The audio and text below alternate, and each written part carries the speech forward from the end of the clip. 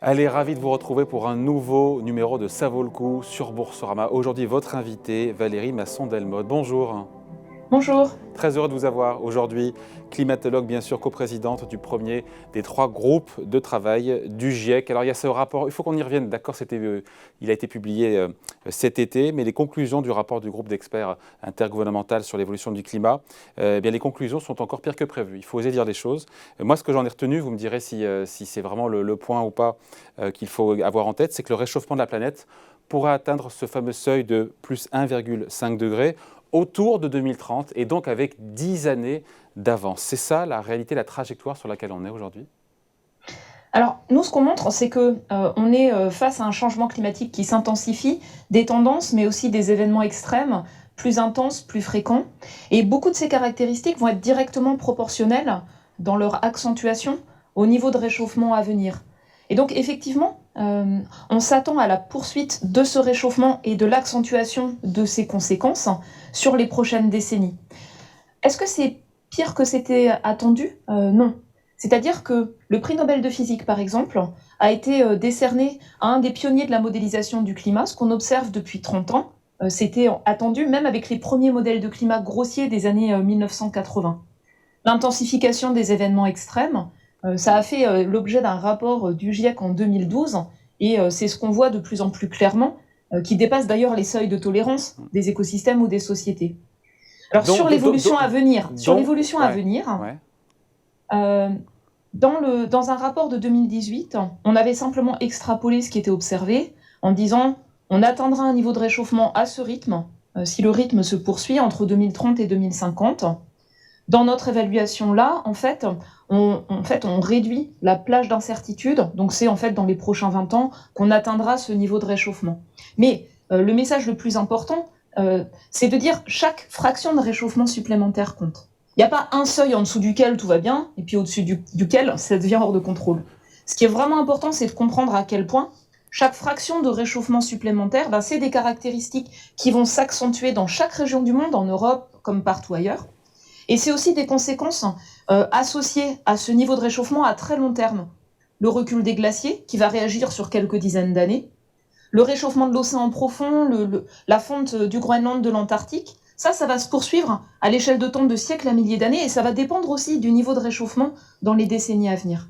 Et donc, si on agit de manière importante pour réduire les émissions de gaz à effet de serre, il y a des effets inévitables, la poursuite du réchauffement sur quelques décennies, mais on peut limiter l'ampleur du réchauffement et les risques liés au climat essentiellement sur une échelle de temps d'une vingtaine d'années. On en verrait les bénéfices. Donc il n'est pas Et ce trop tard. message-là, c'est un message d'action. Ouais. Voilà, Et donc exactement. il n'est pas trop tard. On peut L'évolution encore future du climat. on peut éviter le cataclysme. L'évolution future du climat, en fait, elle dépend de ce qu'on va choisir de mettre dans l'atmosphère en termes d'effet de serre dans les années, dans les décennies à venir. Si on agit de manière importante maintenant partout dans le monde, on en verra les bénéfices sur la qualité de l'air, sur la composition de l'atmosphère, sur quelques années, et l'effet sur le climat, sur la tendance du réchauffement, sur une vingtaine d'années. Mais dans les L'enjeu, il est changements, vraiment là. Valérie Masson-Delmotte, dans les changements de comportement des uns et des autres au quotidien, qu'est-ce qu'on doit changer? On doit arrêter de prendre la voiture, enfin la prendre moins souvent, arrêter de voyager. C'est quoi en termes de contraintes? Faut-il que ce soit accepté, encore une fois, socialement? Alors, les enjeux, ils ne sont pas que à l'échelle des citoyens.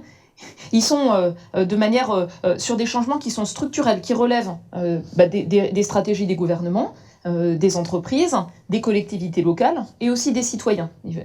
Pourquoi? Parce que c'est pas vous qui choisissez votre mix énergétique, par exemple. Et dans le monde, le premier facteur d'émission de gaz à effet de serre, c'est la production d'électricité. Alors chez nous, elle est décarbonée. Ouais. Donc ce sont d'autres enjeux. Par exemple, comment on décarbone les transports? Il y a un ensemble de panels d'options. Il n'y en a pas qu'une. Et donc ça va dépendre de là où on vit. L'urgence, c'est de décarboner nos transports, encore une fois, qu'on comprenne bien à l'échelle, encore une fois, de la collectivité ou de l'individu. Alors si on prend les émissions de gaz à effet de serre de la France, Ouais. donc il y a ce qu'on fait sur le territoire national, et puis ce qui est lié à nos importations. Donc il y a des enjeux à agir sur tous ces aspects, bien sûr. Sur le territoire national, ce qui pèse le plus, c'est les transports, environ un tiers des rejets de gaz à effet de serre, puis à peu près à part égale, 20% chaque, l'industrie, le secteur des bâtiments, en particulier le chauffage, et puis également l'agriculture et l'alimentation. Et en fait, dans chaque domaine, il y a bien sûr des leviers d'action qui existent et qui sont importants.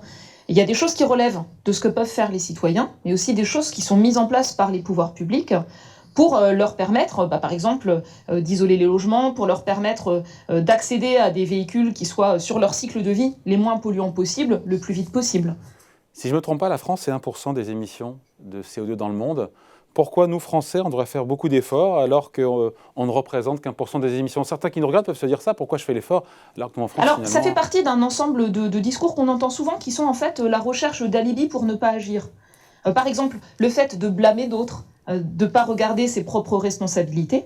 Donc, si on prend l'exemple de la France, donc on est 0,8% de la population mondiale, nos émissions ramenées à la population, si on prend ce qu'on consomme, donc ce qui est produit en France, consommé en France, et puis le résultat du commerce international, donc ce qu'on importe de pays qui utilisent par exemple du charbon, chaque année on met l'équivalent de 10 tonnes de CO2, tout gaz à effet de serre confondu, dans l'atmosphère par personne en France. C'est largement au-dessus de la moyenne mondiale, c'est plus de 30% au-dessus de la moyenne mondiale.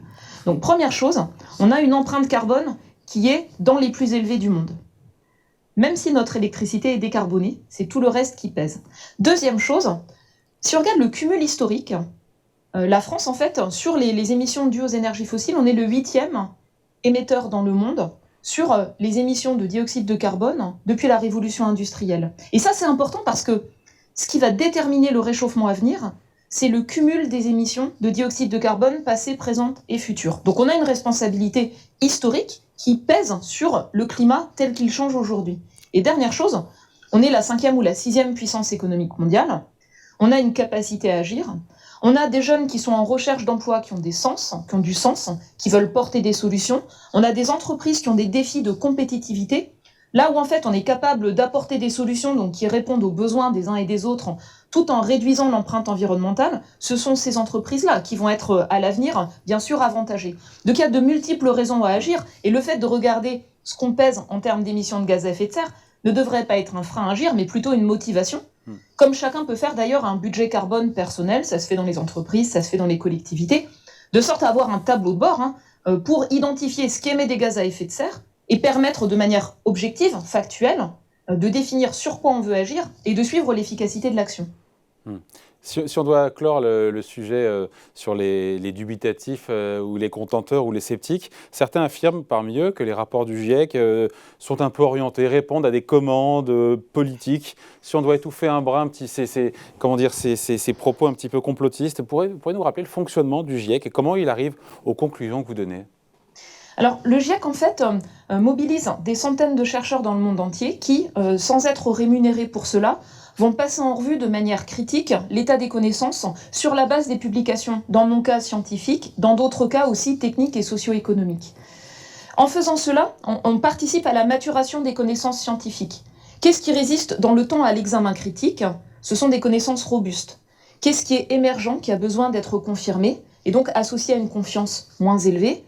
Pourquoi est-ce que parfois on a des controverses scientifiques ? On expliquait en fait les raisons des connaissances imparfaites, incomplètes, et puis enfin où sont les limites des connaissances. Donc c'est vraiment cet exercice-là d'élaborer un rapport du GIEC. Mais pour le faire, en fait, il y a deux piliers.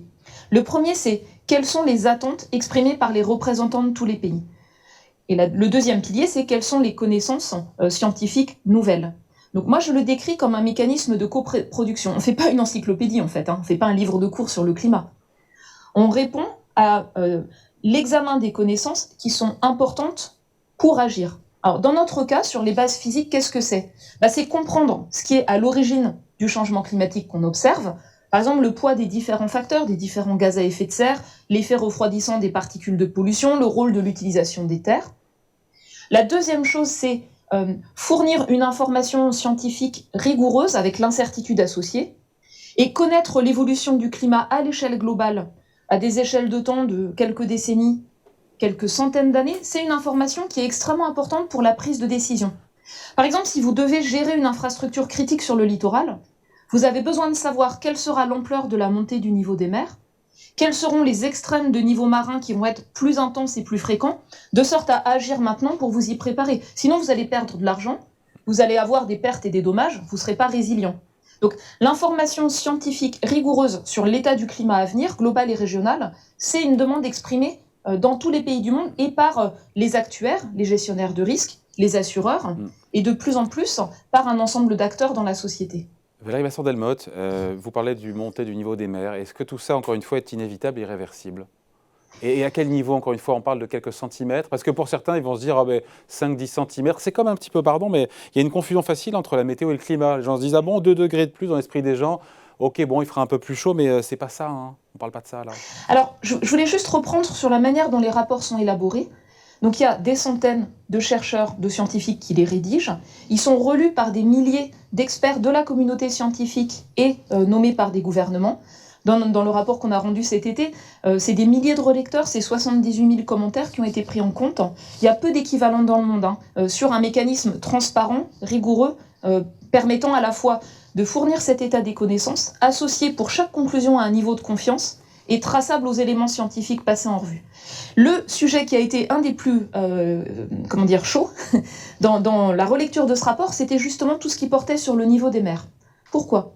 Donc, la réponse du niveau des mers, c'est une conséquence directe de notre perturbation du bilan d'énergie de la Terre. En rajoutant des gaz à effet de serre, on piège de la chaleur, elle ne part plus vers l'espace. 90% de cette chaleur supplémentaire rentre dans l'océan. Ça amortit le réchauffement en surface, mais quand l'océan se réchauffe, il gonfle. Donc on forme des eaux de mer plus chaudes en surface qui plongent et qui vont ressortir. L'échelle de temps, c'est de l'ordre du millier d'années. Donc ça rend en fait à la fois le réchauffement tel qu'il est déjà là irréversible, mais aussi la montée du niveau des mers quand ces masses d'eau chaude rentrent en profondeur, irréversible à des échelles de temps de siècles et milliers d'années. Les glaciers réagissent quand l'air est plus chaud. C'est aussi une conséquence directe. Ils ne sont pas à l'équilibre avec le climat d'aujourd'hui, ils vont continuer à réagir, à reculer pendant plusieurs décennies. Donc plus le réchauffement à venir sera fort, plus ils vont continuer à reculer. Ça ajoute à la montée du niveau des mers. Et enfin, le dernier terme, c'est l'Arctique se réchauffe 2 à 3 fois plus vite que la moyenne planétaire. Ça entraîne une augmentation de la fonte en surface du Groenland, qui rajoute à la montée du niveau des mers. Et l'océan près de l'Antarctique se réchauffe, va lécher par en dessous des parties flottantes des glaces de l'Antarctique. Donc c'est en fait un immense glacier qui dégouline sur l'océan. L'eau de mer plus chaude va fragiliser la partie flottante. Et l'image que je vais donner, c'est celle d'une bouteille de champagne qui est couchée. D'accord ? Donc l'Antarctique, c'est un énorme glacier sur un continent. Une partie flottante, c'est en fait l'avancée, on va dire, de la bouteille de champagne. Et une question qu'on se pose, c'est, on sait qu'il y a des secteurs instables en Antarctique, mais on ne sait pas à quel moment le bouchon de la bouteille peut sauter. À quel niveau de réchauffement, quand. Et qu'est-ce qui se passe ? Et s'il saute, l'eau qui était dans le champagne s'écoule de manière irréversible. De la même manière, si certaines plateformes de l'Antarctique s'amincissent et se disloquent, ça va entraîner en fait un écoulement de glace ancienne qui était à l'intérieur du continent pendant des échelles de temps de siècles à millénaires. Donc ça, c'est associé à une incertitude très profonde. Et pour cette partie-là, si cet événement de ce type se déclenche dans plusieurs secteurs de l'Antarctique, c'est associé à une probabilité que ça se produise faible. Mais si ça se produit, ça peut ajouter de l'ordre de 1 mètre de plus de montée du niveau des mers sur un siècle. Donc sur la montée du niveau des mers, on est sur en gros une vingtaine de centimètres en plus d'ici à 2050. Et c'est grave, c'est vraiment grave. Certains vont se dire, mais 20 cm, bon ok, 20 cm. Alors ça va augmenter l'érosion des côtes sableuses et surtout ça va renforcer la fréquence des extrêmes de haut niveau marin. Il faut comprendre que nos ouvrages de protection, les écosystèmes côtiers, l'agriculture dans les zones de grand delta, elle s'est développée depuis des siècles avec un niveau des mers relativement stable. Ça a monté d'environ 20 cm, ça accélère parce que le Groenland et l'Antarctique contribuent davantage depuis 30 ans. Donc 20 cm en plus, c'est une érosion plus grande, une entrée d'eau salée dans des aquifères côtiers, donc des enjeux pour l'eau douce. Et puis c'est des événements qui étaient rares dans le passé, quand on avait une forte tempête et une forte marée à niveau des mers constant, ça se produisait une fois par siècle. Ce type d'événement, donc le record de niveau marin une fois par siècle, va se produire à horizon 2050 20 à 30 fois plus fréquemment. Donc les enjeux pour la montée du niveau des mers, c'est pas simplement la montée graduelle, quelques millimètres par an, c'est anticiper sur ce qui va dépasser les ouvrages de protection tels qu'ils existent aujourd'hui. Et ça pose la question de l'anticipation. Compte tenu des infrastructures stratégiques, des activités humaines sur le littoral, ce sera en 2050 1 milliard de personnes. L'enjeu, c'est anticiper maintenant, à partir des connaissances que l'on a, à horizon 2050-2100, pour, dans certains cas, protéger par des ouvrages en dur, ou par des écosystèmes côtiers qu'on renforce, ou bien avancer sur la mer, mettre en sécurité les choses stratégiques, avoir des systèmes d'alerte, ou parfois planifier un repli stratégique. Il y a évidemment, vous en parlez, Valérie Masson-Delmotte, les tempêtes en mer, mais il y aura, si on reste sur cette trajectoire, il y aura aussi plus de canicules, plus de sécheresse, plus d'incendies géants. Enfin, c'est ce qu'on a eu cet été aux États-Unis, en Grèce, en Europe, les inondations qu'on a vues en Allemagne, en Belgique, démultipliées. C'est ça aussi, hein. Alors oui, donc le climat qui change, l'accumulation de chaleur dans la machine climatique, c'est des tendances graduelles. Le réchauffement en France, c'est déjà 1,9 degré, c'est bien plus que la moyenne planétaire, hein, qui est de 1,1. Donc les tendances, elles sont plus marquées entre quand et quand sur la dernière décennie par rapport à 1900. Donc on en est déjà au niveau planétaire à plus de 1 degré, et c'est bien davantage en France, comme dans la plupart des régions terrestres. Donc ça, c'est la tendance. Et quand la température moyenne augmente, on a une augmentation disproportionnée des extrêmes chauds. On a moins d'extrêmes froids, et on a beaucoup plus d'extrêmes chauds et des extrêmes chauds plus intenses. Donc les événements comme 42 degrés à Paris, 45 degrés à Nîmes en juin 2019, ces événements ont été rendus plus intenses, plus probables, du fait de l'influence humaine sur le climat. Beaucoup de records chauds récents ne se seraient pas produits si on n'avait pas perturbé le climat. Et une atmosphère plus chaude, elle peut aussi contenir plus de vapeur d'eau. C'est 7% de plus sur les pluies torrentielles par degré de réchauffement planétaire. Donc des événements de pluie extrême qui vont être plus intenses, plus fréquents. Et enfin, quand l'atmosphère est plus chaude, elle va vider plus vite les sols de leur humidité, donc elle amplifie les sécheresses. C'est observé par exemple en Europe de l'Ouest, autour de la Méditerranée, et on s'attend à ce que plus le niveau de réchauffement sera important, plus ça va renforcer la sévérité de ce type d'événements.